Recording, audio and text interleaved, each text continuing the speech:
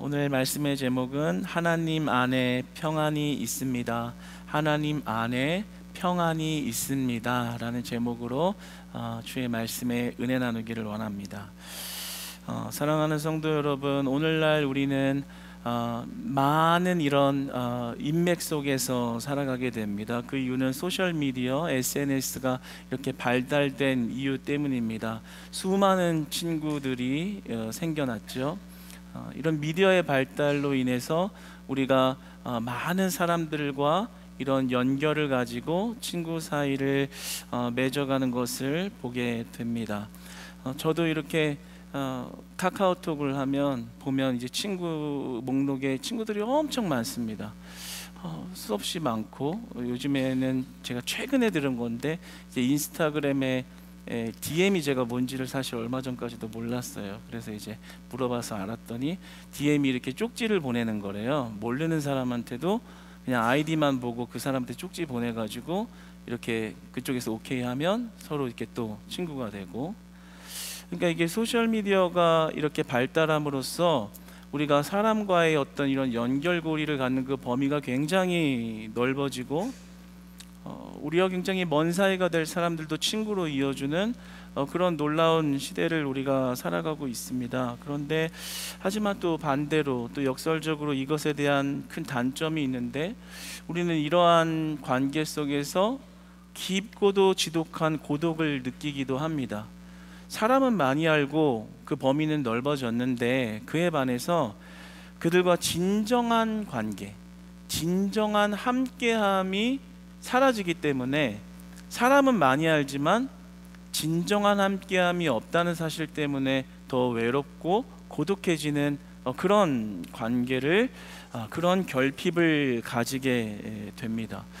그렇죠. 얼마 전에 이제 카카오톡이 이렇게 업데이트가 되었나 봐요. 아마 많은 분들 그럴 것 같은데, 저도 이렇게 친구 목록이 이렇게 있다 보니까 이렇게 카카오톡을 열면 이렇게 내가 별로 이렇게 보고 싶지 않은 사람, 이렇게 별로 궁금하지 않은 사람 얼굴이 이렇게 막 대문짝하게 나와요. 네, 싫어하는 것까지는 아니고 그렇게 궁금하지 않은데, 그래서 막 이게 왜 이래? 이거 좀 이렇게 좀 안 보고 싶다 해서 막 이렇게 누르다 보면 막 더 크게 나와가지고 당황해서 막 넘기다가, 아이고 이렇게 살고 계시는구나 뭐 이런 현상이 일어나는데, 그러니까 사실 많은 사람들하고 이제 관계를 맺으면서 이렇게 많은 사람을 알고 있다, 뭐 좋은 점일 수 있지만 그 안에 진정한 함께함이 없다라는 것은 우리를 사실 더욱더 큰 결핍 안으로 몰아가는 것을 우리가 경험하게 됩니다. 그 안에서 어떤 진정한 함께함이 있을 수 있겠습니까? 내 가면의 모습을 벗어버린 내 안의 상처, 아픔, 인생을 살아온 안에 많은 담겨져 있는 내 내면의 심리적인 것들을 그들과 함께 살아가면서 관계를 맺으면서 이렇게 발전할 수 있을까요? 좀 많이 부족할 수밖에 없는 것이죠. 저는 이러한 면에서 앞으로 시대가 계속 이렇게 흘러갈 때 우리 교회가 세상의 빛과 소금의 역할을 할 수 있는 그런 때가 도래했다라는 그런 마음도 묵상되어졌습니다. 오히려 이런 때가 우리 교회 안에 어떤 복음의 진가를 드러낼 때가 오는 것이 아닌가. 그런 관계의 목마름을 가지고 있는 분들 앞에 진정으로 그리스도의 사랑과 그 위로가 어떠한지를 우리가 밝히 드러내고, 그리고 그러한 관계로 사람들과 만나가는 것이죠. 전도하는 것이고, 이미 우리 교회가 그렇게 하고 있습니다. 제가 굉장히 은혜가 되는 것이, 최근에 저희 교회 이제 몇 달 사이에 방문한 방문자와 등록한 새가족들이 굉장히 많습니다. 하나님의 은혜고 저희 기도와 또 전도의 열매일 것인데요. 근데 제가 그거보다 그런 분들이 많이 등록하고 영적 식구가 되었다는 것 이상으로 더 큰 은혜가 되고, 참 목회자로서 마음이 흐뭇한 것은 무엇이냐면, 그분들이 한결같이 하나도 빠지지 않고 저를 만나면서 하는 말이 있어요. 저희 교회에 오게 된 이유, 그 중에 하나 꼭 빼먹지 않고 이야기하는 것이, 저희 교회에 처음 들어왔을 때 주차장에서부터 환하게 인사하고, 들어오는데 또 로비에서 인사하고, 올라가는데 올라와서 인사하면서 맞아주고, 갈 때도 끝까지 붙들면서 맞아주고 그 마음에 감동이 됐다는 거예요. 어떤 분은 울컥하기까지 하고, 아, 세상에 나를 이렇게 진정으로 환대해주고 나를 이렇게 맞아주는 곳이 어디가 있는가, 그런 마음에 그 마음이 활짝 열렸다는 거예요. 그분들도 밖에 나가서 사회에서 많은 인간관계들이 있죠. 그러나 그런 진정한 함께함은 사실 잘 없는 것이거든요. 그런데 여러분, 우리 교회가 그런 진정한 함께함을 나눠줄 수 있는 교회가 되었으면 좋겠습니다. 여러분, 우리 교회가 진정한 함께함을, 진정한 사랑을 나눠줄 수 있는 교회가 되시기를 주님 안에서 축복합니다. 점점 더 그런 진정한 관계에 목마를 때 우리가 하나님이 주신 사랑을 진짜로 드러내줄 수 있다면 그것은 좋은 복음의 전도요, 복음의 기회요, 부흥의 단계를 밟아가는 게 될 줄로 믿습니다. 어제 그 전도 특공대 팀에서 올라온 카톡도 이렇게 잘 봤어요. 우리 3분 브릿지 영접도 일어나고, 한평생 교회 안 다니신 분이 교회 문턱을 넘어서 와서 예수님을 영접하고, 또 예배에 나오겠다고 하고, 해븐 빅잔치에도 오겠다고 하고, 그분도 그런 우리의 어떤 하나님의 사랑, 예수님의 사랑을 전하는 이에 그 사랑이 전이 된 것이죠. 여러분, 우리가 사랑 많이 나눠줄 수 있는 교회 되기를 소망합니다. 사랑 많이 나눠줄 수 있는 교회 되면 하나님이 그 나라를 확장시켜가고 그 사랑으로 모든 걸 덮으시고 우리들의 모든 아픔과 상처를 그 관계로 다 해결해 가시는 은혜가 있는 것입니다. 그런 면에서 이 인간관계를 그렇게 만들어가는 사회 속에서 우리의 빛과 소금의 어떤 진가를 드러낼 때가, 도리어 드러낼 때가, 어둠 속의 빛이 더욱더 그 진가를 발휘하는 것처럼 우리가 그리스도의 사랑으로 충만할 때, 그런 관계 맺기를 할 때 하나님이 원하시는 모습으로 더욱더 나아갈 수 있지 않겠는가. 이 동탄을 밝히고 믿지 않는 가족들을 돌아오게 하는 일을 우리가 감당하게 될 줄 믿습니다. 이제 성원 강도사님이 다음 주 월요일이면 이제 안수를 받으세요. 목사 안수를 받으세요. 참 이 과정이 하나님의 참 은혜고 축복인데요. 이 과정에 막 들어가는 이런 뭐 비용도 있고, 그때 행사를 치르면서 이렇게 들어가는 것도 많은 분들이 이렇게 헌금으로 지원하시고, 이렇게 해서 모든 것들이 순조롭게 진행되고 있습니다. 그런데 한 가지 또 은혜가 되는 것이, 제가 지난주에 들었는데 우리 청년부에서 강도사님이 이제 안수받는다고 무조건 수건을 만들자. 그래서 누가 하라고 하지 않았는데도 청년들끼리 이렇게 십시일반 이제 금액을 모아서 헌금한 다음에 강도사님 안수식 그 어떤 그 날짜와 이런 이게 적혀 있는 수건을 이렇게 또 제작을 한다는 거예요. 그런데 참 그것도 너무 은혜가 되는 거예요. 아, 강도사님 되게 뿌듯하겠다, 행복하겠다. 참 목회자 한 사람이 세워지는 것은 정말 힘든 일이거든요. 많은 세월의 이런 시간과 노고와 많은 이들의 기도와 외적인 도움 없으면 절대로 목회자가 세워지지가 않습니다. 그런데 그 모든 과정을, 이렇게 힘든 과정을 밟아가는 가운데 이제 그런 청년부에 있는 그 돌보고 있는 우리 영혼들, 우리 귀한 청년부원들이 그렇게 그 마음에 이렇게 함께 한다는 게, 진정한 함께함이 있다. 누가 시켜서 억지로 한 게 아니잖아요. 우리 강도사님이 앞으로 목사님 돼서 더 귀한 사역 감당해 주세요. 어떤 그런 마음이 느껴지더라고요. 그런 것 안에서 진정한 함께함이라는 것을 느낄 수 있는 거죠. 우리 뭐 카카오톡에서 친구 됐다고 그러는 게 되는 게 아니라, 우리가 이런 우리의 가장 연약한 부분, 마음 안에 숨기고 싶은 그런 가면 속에 있는 내 마음, 그런 마음을 사실은 누군가는 온전히 알아주고 덮어주고 함께 해주고, 그런 것을 원하는 게 사실 인간이고 우리 영혼 안에 가장 깊은 외침이기도 합니다. 없어서 문제인 거죠. 오늘 본문의 이스라엘 백성도 그러한 문제를 해결받고 싶었지만 해결받을 수가 없었습니다. 죄 때문에 하나님께 나아갈 수 없는 존재였기 때문입니다. 그런데 그러한 관계를 하나님이 허무시죠. 그런 불가능을 가능하게 하십니다.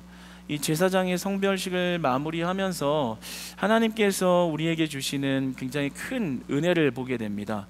하나님께서 우리를 부르신 궁극적인 목적이 무엇인가에 대해서 말씀해 주시는 것인데, 우리 45절 말씀을 한번 같이 읽어보겠습니다. 오늘 본문 45절 같이 한번 읽어보겠습니다. 시작. 내가 이스라엘 자손 중에 거하여 그들의 하나님이 되리니. 그들의 하나님이 되리니. 잘 보세요. 그들을 부르시고 제사장의 성별식을 이렇게 마무리해 가면서 하나님이 원하시는 하나님 마음이 어디에 있는가라고 한다면 그들의 하나님이 되기 원한다. 그들과 동행하기를 원한다. 진정한 함께함을 하기 원한다. 46절에 이어서 보면 그들 중에 거하려고 이렇게 말씀을 하십니다.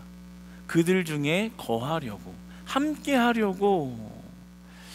그러니까 하나님께서 우리를 부르신 이유는 사명을 주시고 그 일을 잘 완수해내느냐 마냐의 문제만이 아니라 그 위에 궁극적인 목적은 우리와 함께하고 싶은 것이 목적이라는 거예요. 이 말이 얼마나 심장 뛰고 설레이는 말인지요. 그들 중에 거하려고 하셨다. 우리 복음의 심장을 뛰게 하는 말씀인 것 같아요. 우리와 거하시려고, 나와 함께 하시려고 나를 이 수요예배에 부르셨다. 나를 크리스찬 교회에 부르신 것은 하나님이 나와 함께 하고 싶으셔서 내 인생에 들어와 하나님이 동행하시려고, 진정한 함께함을 알게 하시려고 하나님이 나를 부르신 것이구나, 그러한 의미인 거죠. 내가 직분자로 세워진 것도, 헌신자로 세워진 것도, 봉사자의 자리로 부름을 받은 것도 하나님의 사명의 뜻 위에 서 있긴 하지만 그 안에, 그 위에 하나님이 어떤 마음이 있어요? 나와 함께하고 싶은 하나님의 마음이 있는 거예요.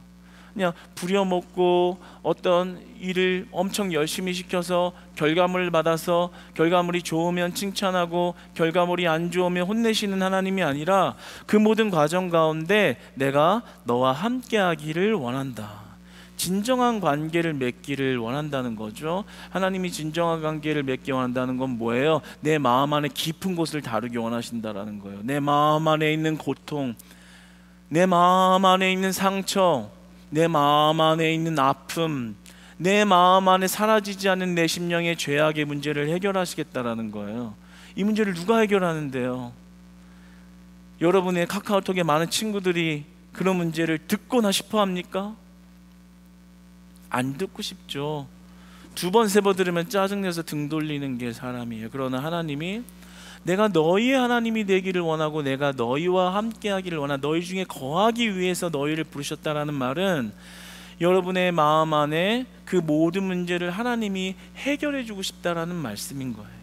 너와 사귀고 싶다, 너와 거하겠다, 내가 너와 진정한 만남과 교제를 해서 네가 받고 살아온 모든 상처는 내가 싸매주겠고, 네가 받은 모든 아픔은 앞으로 내가 해결할 거고, 네가 받은 모든 심령의 문제 사람들은 해결하지 못하지만 함께하는 내가 너와 진정한 관계 속에서 내가 해결하겠다, 내가 해결하겠다. 여러분, 하나님이 그런 마음으로 여러분들을 부르신 거예요. 할렐루야, 할렐루야. 여러분 신뢰하셔도 돼요. 그 마음 안에 있는 그 아픔 하나님께 탁 까놓고 나아가도 된다고요.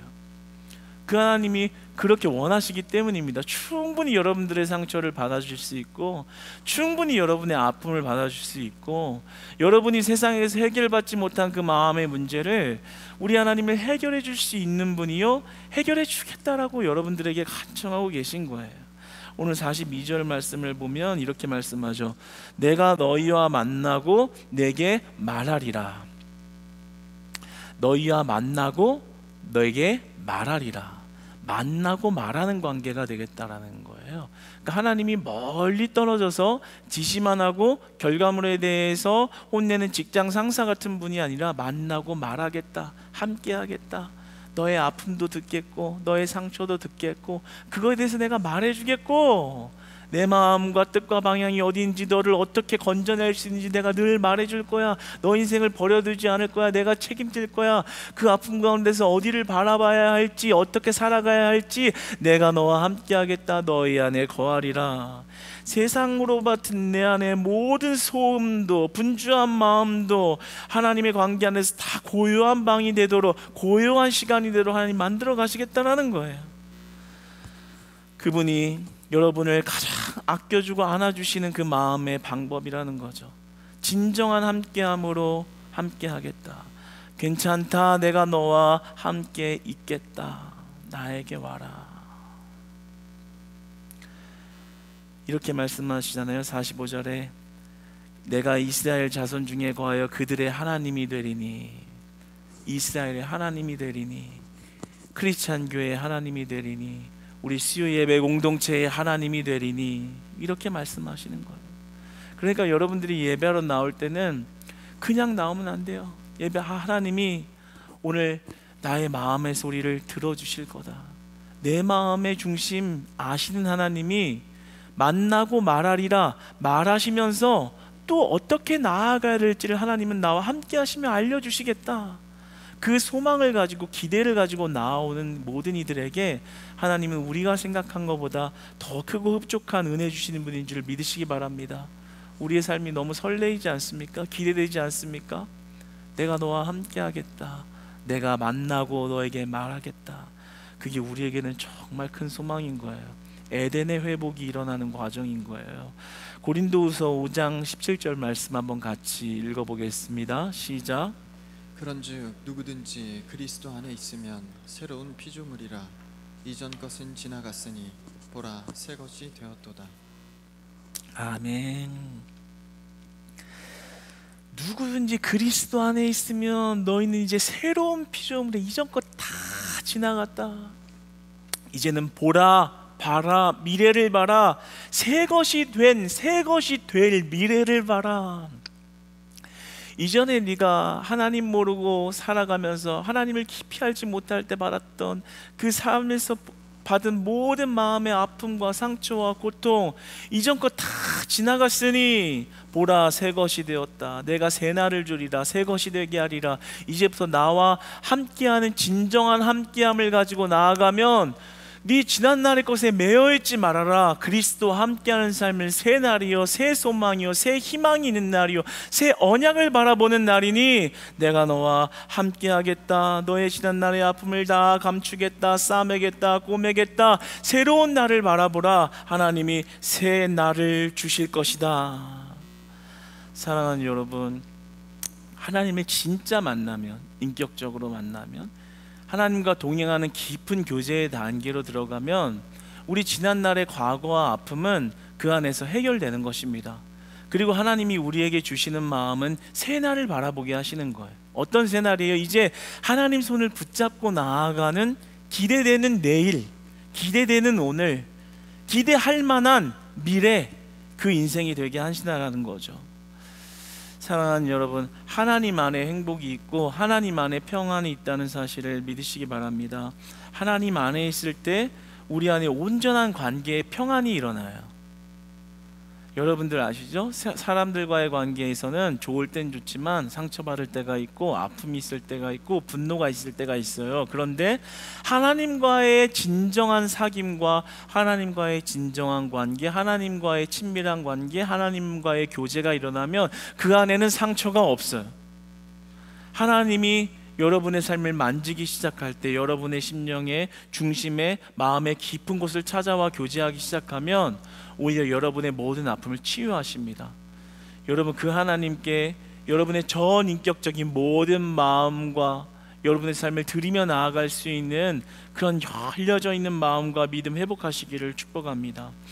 우리가 하나님 안에 거하는 삶이라는 것은 무엇일까요? 오늘 말씀의 아주 중요한 핵심이겠습니다. 우리가 하나님 안에 거하는 삶이란 무엇일까? 그것은요, 바로 예배하는 삶입니다.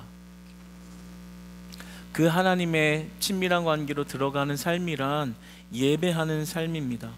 오늘 본문을 보면 멈추지 않는 그 대속의 리듬을 볼 수가 있습니다. 끊임없는 대속의 리듬을 볼 수가 있어요. 오늘 38절에서 42절을 보면 이런 말씀이 나옵니다. 네가 제단 위에 드릴 것은 이러하니라. 매일 1년 된 어린 양 2마리니 한 마리는 아침에 드리고 한 마리는 저녁에 드릴지며. 매일 아침 저녁으로 예배를 드리라고 말씀을 하세요. 이것을 상번제라고 규정하는데, 매일 아침에 한 마리 어린 양을 대속시키고 저녁에도 한 마리 어린 양을 바치고 하루에 2번씩 매일 제사를 드리라는 거예요. 하루의 시작도 예배, 끝나는 것도 예배, 계속 예배하라. 이것을 상번제를 규정한 사건으로 봅니다.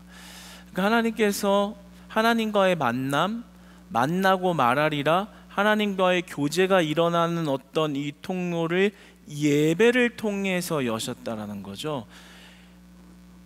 하나님을 온전히 만나 배울 수 있는 인간 이스라엘을 그 속죄의 예배를 통해서, 제사를 통해서 하나님과 만나고 말하고 듣고 함께 깊은 관계 속에서 살아가게 하셨다. 그래서 매일 아침 저녁으로 예배하라는 거예요.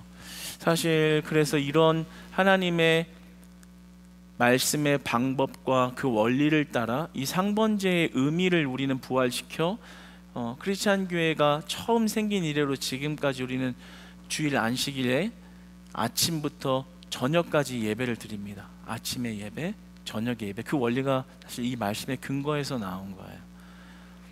요즘 오늘날에 보면 많은 교회들이 이제 주일 저녁 예배를 이제 조정하고 없애가고 있죠.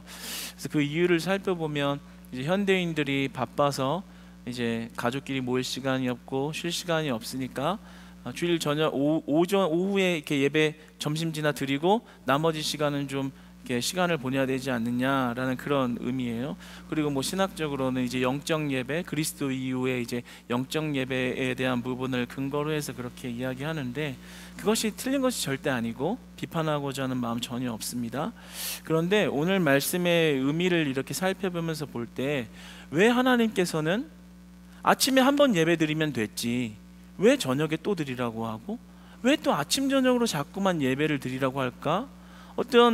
왜 그 상번제 제도를 만들었나? 그 의미를 좀 살펴보기를 원하는 거죠. 이 상번제라는 것은 아침 저녁을 지키는 예배는 하나님 앞에 전통적인 의식이 아닙니다. 그냥 하나님이 이렇게 규정을 만들어 놓고 지켜야 하는 어떤 제의식의 의미로 만들어 놓은 게 아니라는 거예요. 이 상번제를 하나님이 아침과 저녁으로 예배를 드리라고 하신 이유는 반복과 지속을 통해서 하나님과 늘 동행하는 삶을 살게 하려는 의미가 있습니다. 반복적이고 지속적인 예배를 계속 드리면서 하나님과 동행하는 삶을 살아가게 하기 위한 하나님의 축복의 장치인 거예요. 영적인 예배에서 의미는 좋죠. 예배 주일날 점심지나 한 번만 드리면 문제 없다, 맞는 말이에요. 그런데 그렇게 지금 몇 년이 지나고 10년이 지나고 15년이 지나고 그렇게 예배 생활하면서 예배 생활이 잘 됩니까? 어떤 부작용이 있어요. 2시면 예배 끝나니까 그 나머지 시간은 4시간 그동안에 못했던 스케줄을 어디 놀러도 갔다 오고 확 쉬고 재밌는 것도 하고 물건도 사고, 그렇게 꽉꽉 채워서 재밌게 놀고 재밌게 4시간 보내고 나면 어떻게 돼요? 그 다음부터는 예배를 드리고자 하는 그런 반복성과 갈망이 점점 줄어드는 거예요. 뭐 오후 예배까지 들어 아침에 그냥 한번 드리고 그 다음에 시간 더 보내면 되지, 한 번만 드려도 되는 거지. 자꾸만 예배가 약화되는 부작용을 낳잖아요. 의미는 좋지만, 의미는 합리적이지만 정작 그렇게 그 의미를 합리화해서 받아들이는 사람의 예배의 실상을 보면 예배가 약화되어 있다고, 예배를 별로 갈망하고 예배를 통해서 뭔가 함께 나아가는 게 다 죽어 있다고요. 그런 의미에서 우리는 상번제 의식을 고수하는 재의식을 하려는 것이 아니라 그 상번제의 의미를 부활시키는 거죠. 하나님, 아침에도 예배합니다. 저녁에도 예배합니다. 이 거룩한 안식일 예배하면서 하나님 만나기 원하고 하나님 앞에 서 있기 원합니다. 이 부족한 나를 예배로 불러주신 것 감사합니다. 하나님, 예배드리며 나를 만나주세요. 말씀해 주세요. 하나님의 은혜를 받게 해주세요. 아침에도 받았던 은혜 저녁에는 더 많이 받게 하셔서 하나님과 함께하는 삶의 회복이 일어나기를 원합니다. 하나님, 내 마음에 상처가 많아, 내 마음에 아픔이 많아, 하나님 앞에 나와도 말씀이 잘 들리지 않는 상태로 나왔어요. 그래도 하나님 긍휼히 여겨주셔서 아침에 하나님의 인자한 말씀을 들을 때 내 마음을 온유케 하시고, 저녁에 하나님의 말씀을 받을 때 믿음의 굳건한 능력이 되게 하셔서 하나님 주신 은혜와 능력으로 한 주를 살아갈 수 있는 하나님의 긍휼과 은혜를 덧입게 하여 주시옵소서. 상관적인 거기에 있는 거예요. 아침 예배 드렸다 저녁 예배 드렸다 잘했다가 아니에요. 그 안에 하나님과의 친밀한 교제가 회복되는 것이죠. 하나님을 만나고 그분이 말씀하시는 걸 듣는 거예요. 그런 의미에서 우리가 반복 지속적인 예배를, 상번제의 의미를 가지고 예배를 온전히 드릴 때 하나님이 원하신 내가 너희의 하나님이 되리라, 너희의 인생을 붙들리라는 그 관계 회복이 일어난다는 것을 오늘 말씀이 말씀해주고 있는 것이죠. 레위기서 6장 12절로 13절 말씀 한번 읽어봅시다. 읽겠습니다. 시작. 제단 위의 불은 항상 피워 꺼지지 않게 할지니 제사장은 아침마다 나무를 그 위에서 태우고 번제물을 그 위에 버려놓고 화목제의 기름을 그 위에서 불사를 지며 불은 끊임이 없이 제단 위에 피워 꺼지지 않게 할지니라. 아멘. 주의 성소에 제단 위에 불이 끊임없이 피워지게 꺼지지 않게 하리라. 꺼지지 않게 하라. 뭐예요? 삶의 예배가, 하나님과의 관계가 끊어지지 않도록 계속 예배 안에 있으라는 거, 예배가 중심이 되어야 된다는 거예요. 예배를 통해서 하나님이 만나 주시기 때문에 그 예배가, 예배의 불이 꺼지지 않게 하라. 여러분, 그런 의미에서 우리 크리스찬 교회는 날마다 이 상번제의 은혜와 축복을 받는 우리 교회 될 줄로 믿습니다. 온전히 예배하는 자들에게 은혜 주신 하나님을 만난 은혜 있을 줄 믿습니다. 이제는 그냥 예배 드리지 마시고, 참 그것도 중요하지만 책임감과 의무라는 그 마음도 귀하지만 이제는 그 의미를 온전히 내 마음의 믿음으로 받아들여서 하나님, 아침에도 만나고 저녁에도 만나고 그 하나님이 나를 변화시키실 은혜가 기대가 됩니다. 아침에도 기쁜 마음으로 주 앞에 나아가고 저녁에도 기쁜 마음으로 나아갑니다. 우리의 삶이 자꾸만 하나님 없는 삶으로 나아가려는 그 방향을 예배를 통해서 자꾸만 하나님을 만나면서 하나님과 함께하면서 하나님이 원하시는 방향으로 삶이 조정되어져 가는 거예요. 하나님 손 붙들고 하나님과 친밀한 관계 속에서 살아가는 삶, 그게 온전한 예배 속에 있다라는 거죠. 그러니까 여러분 잘 살펴보시면 우리가 저녁 예배까지 드리고 중간중간에 봉사하고 헌신하는 게 힘든 일이기는 하지만 사실 여러분, 예배를 드리고 나면 내 영혼이 기뻐 뛰는 것을 경험하게 됩니다.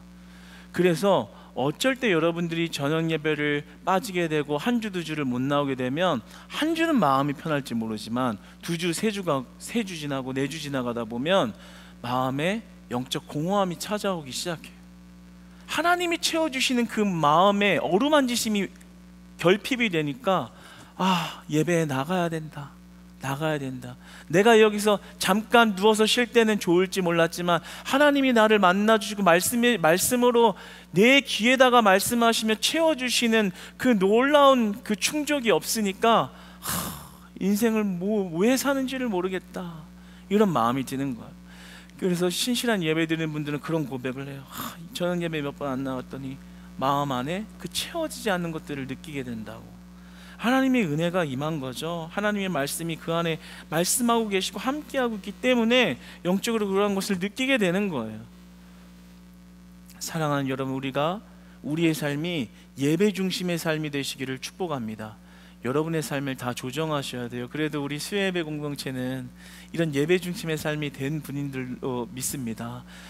예배 중심의 삶을 세운 것, 하나님을 만날 수 있는 가장 확실한 통로요. 하나님의 말씀이 여러분의 삶을 변화시키고 그 삶을 어루만지시는 그런 은혜 현장이라는 걸 믿으시기 바랍니다. 여러분, 우리 안에 거룩과 경건이라는 것도 예배에서 나오는 거예요.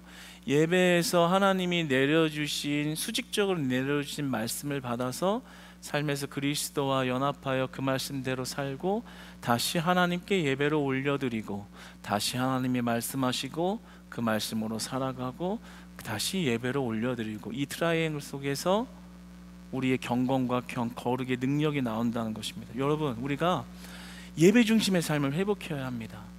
삶에 아무리 바쁜 일이 있고 중요한 일이 있고 정말 내 안에 귀한 일이 있어도 그것을 다 제쳐놓고 오늘 상번제의 의미에서 예배하러 나올 때 하나님은 여러분의 삶의 가장 근본적이고 근원적인 문제를 만지시고요, 그리고 그 위로부터 가장 얕은 문제까지 하나님이 책임지기 시작하십니다.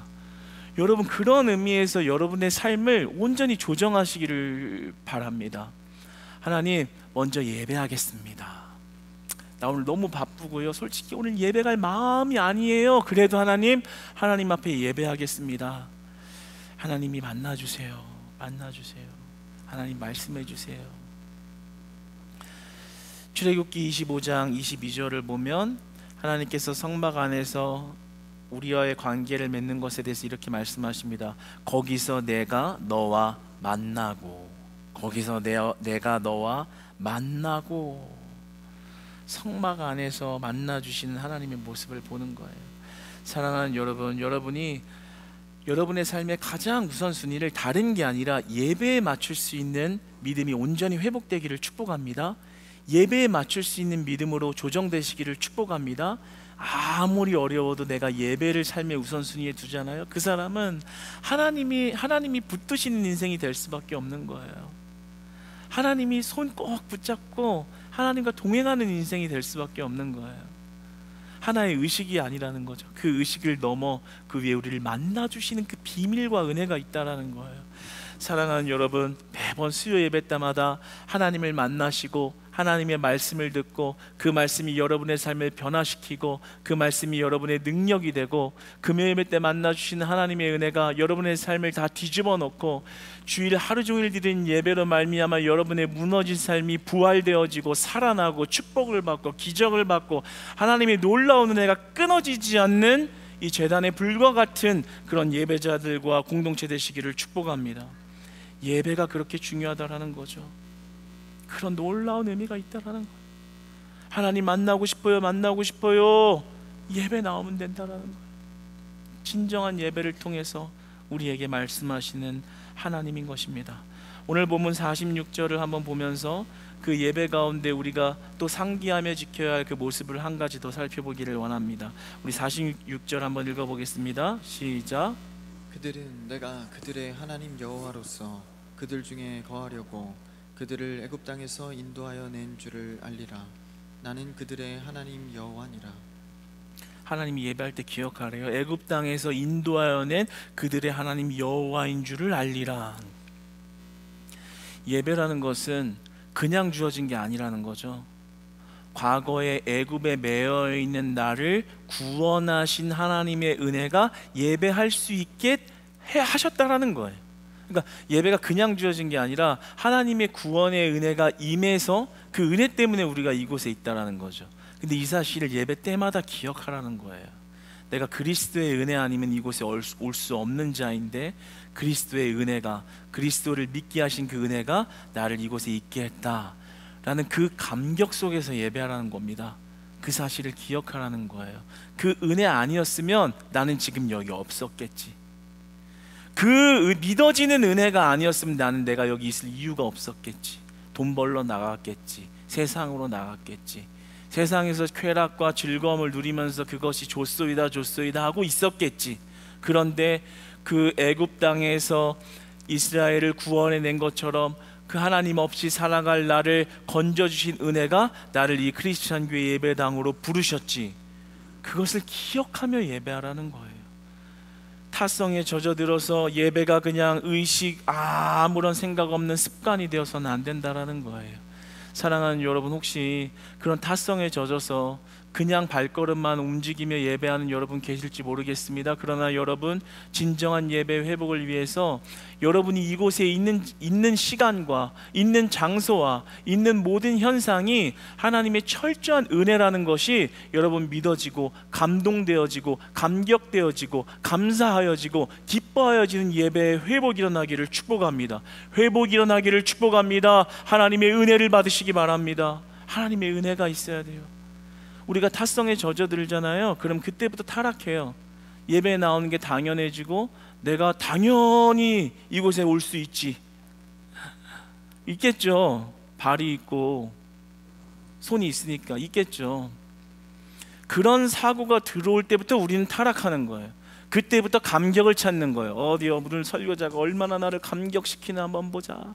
나를 감동시켜 보이소. 말씀해 보이소. 감동 안 되면 그냥 갈게요.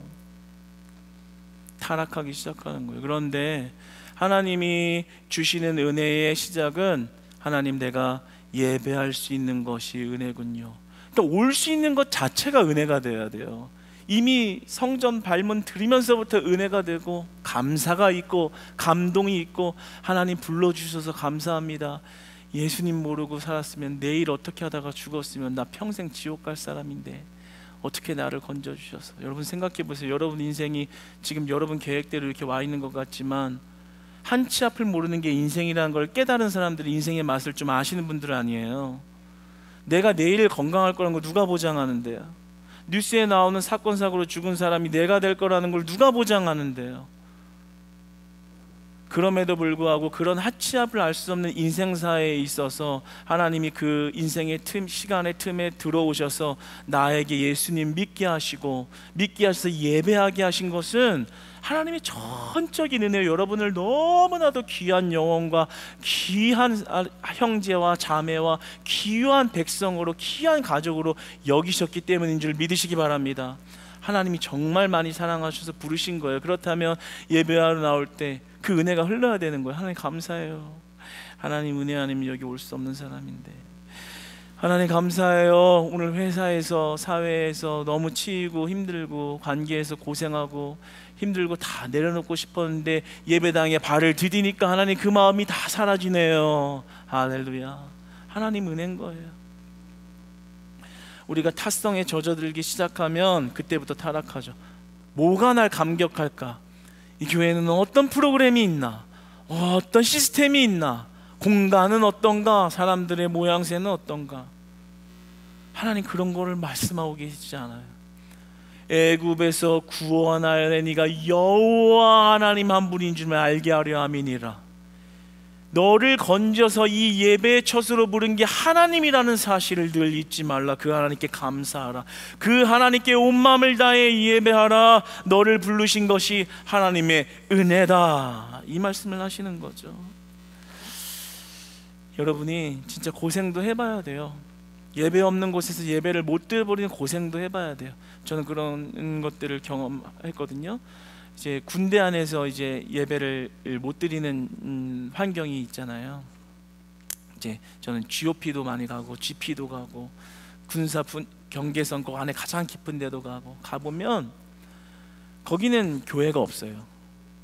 왜냐하면 교회를 지어놓을 수가 없어요. 벙커 안에서 이렇게 생활하고, 이게 군사 분계에서 바로 이제 38선 앞으로 나아가기 때문에 그 38선하고 38선 사이에 들어가고 막 이런 일을 하기 때문에 교회를 지어놓지 않아요.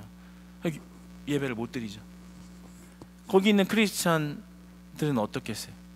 교회 가야 되는데, 누가 예배를 집도해주고 예배를 해야 되는데, 예배를 드려야 되는데 그걸 못 드리면서, 그러니까 그 갈급함과 또 괴로움과 그런 것 속에 살아가는 거예요. 그러다가 딱 이제 어쩌다가 이제 그 기간이 이게 바뀌어가지고 조금 교회에 있는 부대로 내려와가지고 예배드리면 그냥 들어오면서부터 눈물이고 들어오면서부터 은혜인 거예요. 그냥 설교가 아무리 지루하고 졸렸든 뭐 그런 게 들어오면서부터 그냥 은혜인 거예요. 아이고 하나님 감사합니다. 나를 살려주시고 오게 해주시고 예배자로 다시 불러주셔서 감사합니다. 눈물이 뚝뚝뚝뚝 떨어. 그 자체가 은혜인 거예요. 우리 교회 청년들도 마찬가지예요. 군대 가서 교회가 없는 곳에서 있다가 이렇게 예배당에 오면, 내가 예전에 이렇게 그냥 집 앞에서 맨날 왔다 갔다 하면서 했던 게 한순간 한순간이 진짜 엄청난 은혜였구나, 이거를 깨닫고 그때부터 교회에 오는 게 행복해지고 감사하고 그냥 뭘 해도 은혜가 되고 그런 것이죠. 그런데 여러분, 하나님이 원하시는 마음이 그거예요. 우리가 이렇게 예배할 수 있는 것은 우연이나 내 의지나 방법 때문이 아니라 하나님이 나를 사랑하셔서 내 인생에 들어오셔서 나를 애굽에 버려두지 아니하시고 그 애굽에서 건져내 주셔서 믿음 주셔서 예배할 수 있게 하셨다라는 거죠. 무너질 장막을 위해 살아갈 내가 이제는 무너지지 않는 장막 우리 주 예수 그리스도와 영원한 연합을 위해서 그 품에 안에 들어와 살아가게 하신 것, 그게 은혜라는 거예요. 그러니까 우리가 섬길 수 있는 것도 은혜, 드릴 수 있는 것도 은혜, 하나님께 바칠 수 있는 것도 은혜, 제물을 드릴 수 있는 것도 은혜, 단에 불을 붙이며 그 불이 꺼지지 않도록 하나님 옆에서 살아가는 것, 하나님과 함께하는 것, 그 관계가 회복되는 것, 그것이 은혜라는 거죠. 사랑하는 여러분, 우리가 예배하면서 하나님을 만나고 예배할 수 있는 것이 은혜이고 감사이기 때문에 그 하나님을 날마다 기대하며 나아가는 우리 되기를 소망합니다. 여러분, 말씀을 맺겠습니다. 45절에 보면 오늘 아까 나누었던 말씀 이거죠. 내가 그들 중에 거하리라. 내가 너희와 함께하리라. 내 마음은 너와 함께하는 것이다. 요한계시록 21장 3절은 이렇게 말씀하십니다. 보라, 하나님의 장막이 사람들과 함께 있음에 하나님이 그들과 함께 계시리니 그들은 하나님의 백성이 되고 하나님은 친히 그들과 함께 계시리라. 하나님은 친히 그들과 함께 계시리라.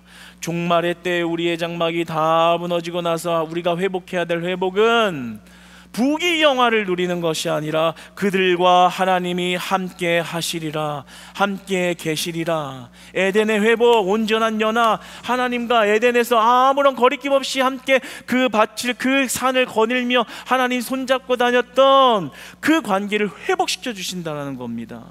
그러니까 그 하나님과 동행하는 자체가 가장 큰 축복이라는 것이죠.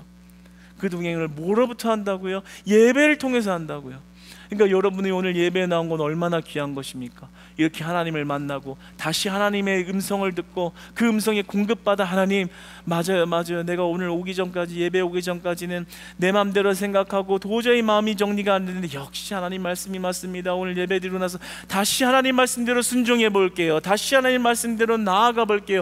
다시 하나님 뜻대로 나아가 볼게요. 하나님이 함께하고 계신 거예요. 내 생각을 붙들어 주시고 내 마음을 붙들어 주시고 내 인생을 붙들어 주시고 내 계획도 하나님의 계획으로 바꿔 주시는 은혜가 나를 하나님의 울타리 안에 살아가게 하시는 은혜로 역사되어지는 것이죠. 사랑하는 여러분, 진정한 관계가 어디 있습니까? 사람에게 없습니다. 남편에게 너무 많이 기대하지 마시고 아내에게 너무 많이 기대하지 마세요. 내가 부부 사이 갈라놓으려는 건 아니에요. 많이 기대하지 마세요. 어차피 사람 잘 안 변하는 거 아시잖아요. 사람에게 기대하기보다는 하나님께 기대를 걸고 나아가신 여러분 되시길 축복합니다. 하나님, 그 온전한 하나님과 함께 하실 때 여러분의 모든 것들을 치료하시고 해결하시는 하나님 안에만 행복이 있고 하나님 안에만 평안이 있다라는 이 하나님의 메시지가 여러분 삶에 은혜 되시기를, 예배로 하나님과 하나 되시고 예배로 하나님을 만나시고 예배로 하나님과 연결되어지는 회복이 날마다 일어나시기를 주님 안에서 축복하고 사랑합니다.